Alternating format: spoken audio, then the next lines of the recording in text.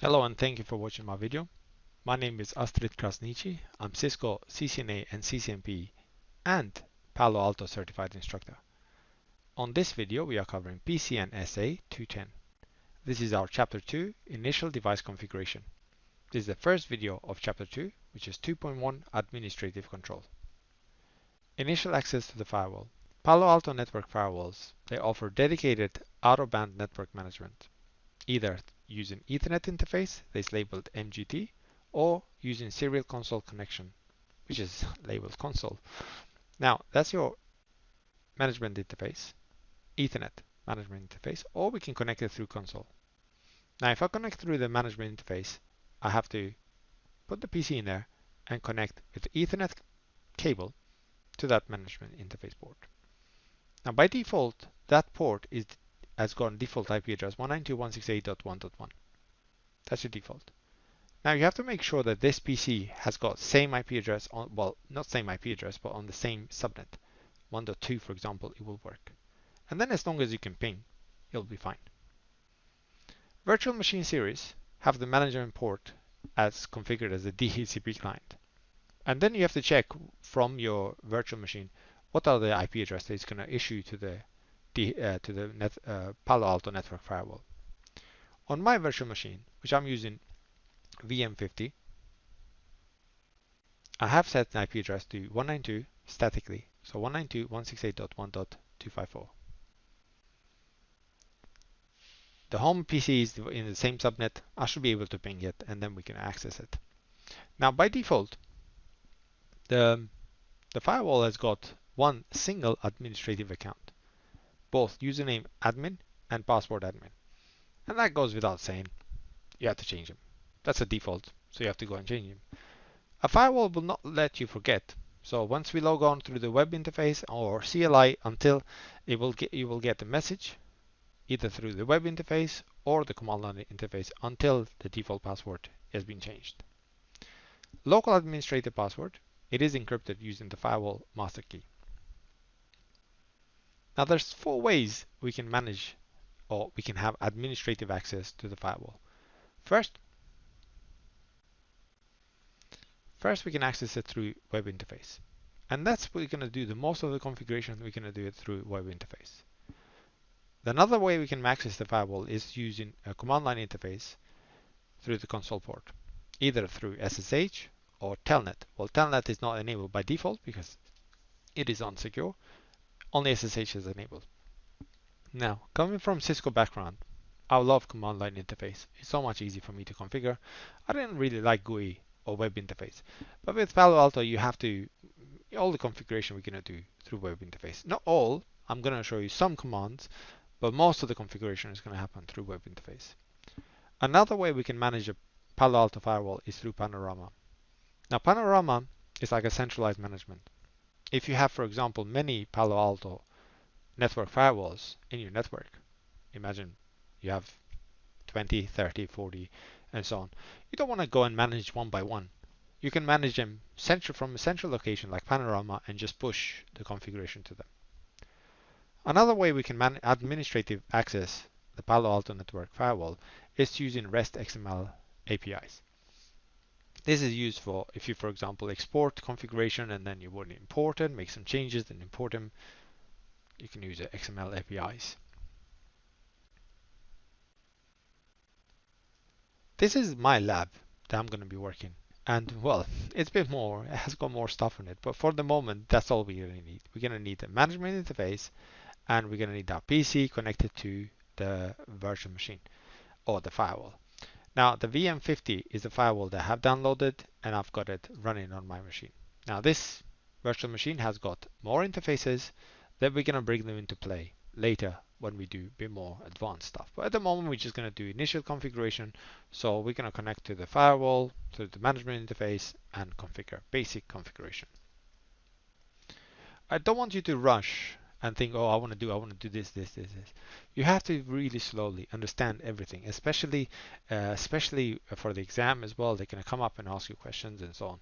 So there's no point to jump and say, okay, well, what are the policies? What are the NAT policy and everything? We go slowly, right? So once we connect to the firewall, we're gonna get security warning. So once I connect to the firewall, I will get certificate warning. My PC, well, the firewall is going to issue self-signed certificate, and my PC is not going to trust it. So I have to say, okay, well, okay, I can connect to that. And then we're going to be met with different function categories. Well, dashboard function category. But anyway, let's go through. So I already have a connection to my firewall. Right. Let me just close this and show you. First, I'm going to show you in the virtual machine. I already have the firewall running. This is my virtual machine 50, VM50 virtual machine. So from my physical machine, I should be able to ping, and which I did earlier and I tested, but I can repeat again. So ping 192.168.1.254 is my firewall address, and I'm able to ping. And then I can open like a browser and I can access it. I like to use Google Chrome, but you can use pretty much any browser. You can use Firefox, Internet Explorer, and so on. The address that you need to access is a secure HTTP address. So HTTPS :/192.168.1.254. And first, you're not seeing the first window, the warning that you have to access, because I already did access it. Maybe if I do try and access it through Internet Explorer, you can see that window. Because I want you to actually see the window that you're gonna click next. So HTTPS :192.168.1.254. And you can see in the Explorer it says this site is not secure. The reason is because it is self-signed certificate by the firewall. So more information, go to that website. And it says not recommended. Anyway, once we get in there, once we add access, then the username I'm going to use is admin and the password is admin. Okay, now that we access the Palo Alto network firewall, we can see it's going to start populating the widgets, and we see a banner welcoming us. Okay, I'm just going to zoom out a little bit so we can see it nicely. Close this. The first thing about this that you need to remember is that these tabs are called functional category tabs, and there's 7 of them. So functional category tab. And the network management, it is grouped into different tabs. So when we click on the different tab, we're going to see a different management widget. So for example, ACC, we're going to be talking about all these tabs anyway, the monitor, policy, object, and so on. If I go back to the dashboard functional category tab, the first thing I want you to look at it is who's logged in, what user is logged in, so admin, and obviously that user I can log out as well. So in that there, we can see when that user was last login time as well. Then we can see the task button here. The task button will display what is completed and what is actually running at the moment as well. So if I click on there, you'll see what has completed and what is running as well. The next thing is when I make a change on the firewall, by default those changes, they don't take effect right away. It's not like a Cisco router or a firewall. As soon as you make changes, they take effect. In here, no. They will go into something called candidate configuration. And then once you press this button here, commit, then those changes will take effect. They will become the running configuration of the firewall. If you for some reason you're not sure of something, you can always click on this button here, the help menu, to show like it will open a separate web browser. They will have a searchable manual to get information about the options shown in the window panel. So we can always click on it and see what happens. It just opens a new, like a website, and it has like a searchable manual. Okay, let me close that. Next thing I want to show you is the web interface editing guidance.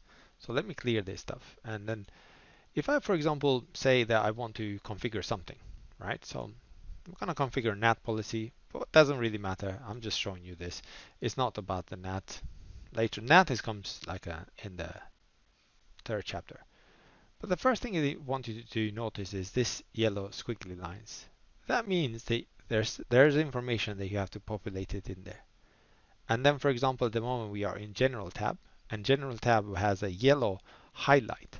And this yellow highlight, it tells us that this field is required. So if I just hover above it, and it says that this field is required. So you do need to write something in there. And unless you populate everything, all the yellow highlights, that you write something in there, this icon OK button is not ready, or it's not available. So for example, let me write something here. Doesn't matter here. And you can see when I go in original packet, there's another highlighted yellow highlight, and it says requires at least one entry. I have to add something in there. And the destination zone requires an entry as well. I have to add something in there. And then the OK button is ready for that to take effect. And as you can see, when I write it OK, when I press OK, that configuration I did takes effect there. And then I have to commit the changes, because by default it's not written, right? And let me just delete that. Just select it and delete it. Okay. For this lesson, we're gonna leave it here now, right? And we're gonna continue with other lessons.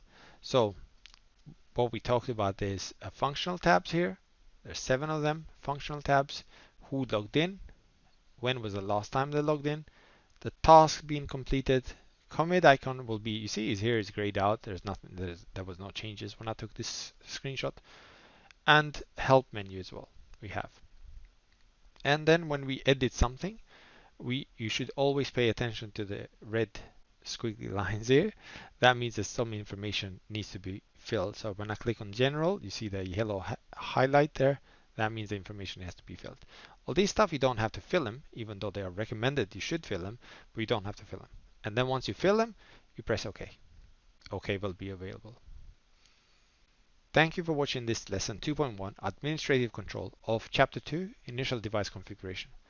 Please have a look at my other videos and don't forget to subscribe. This has been Astrid Krasniqi. Bye bye.